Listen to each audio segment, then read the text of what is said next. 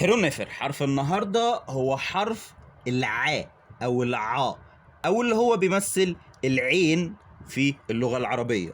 كان بيرسموا ازاي المصري القديم؟ كان بيرسموا شكل الذراع، الايد كده وبعد كده الذراع لفوق، وده كان بيعبر عن نطق العاء او العين. طيب الترانسليتريشن بتاعه ايه؟ هتعمل زي قوس او شرطه صغيره مديه على شكل قوس كده من فوق، ده الترانسليتريشن بتاع العين او العاء او نطق العين. طيب في حروف فيلو بقى او خط فيلو هنرسمه ازاي؟ هنرسمه كده،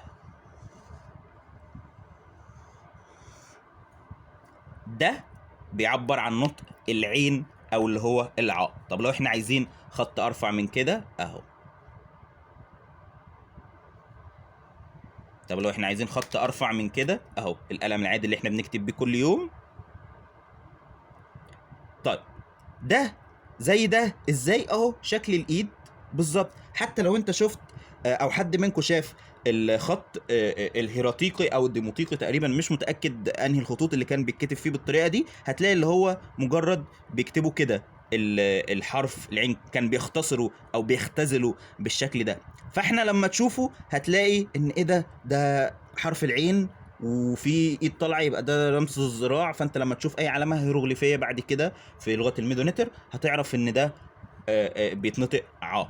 بس الفرق بس اللي انت مش مجرد بتعمل عين وتعملها كده كأن فيها ألف، لا لا لا لا، انت بترسم دراع.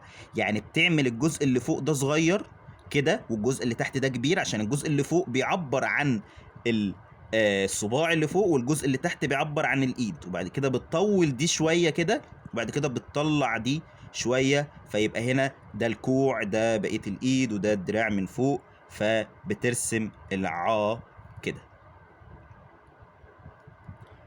ودي كانت حلقة النهارده. ما تنسوش تعملوا لنا لايك وشير عشان ده فعلا بيساعد، وتقولوا لنا رأيكم في الكومنتات. ياو ماكي امحطب.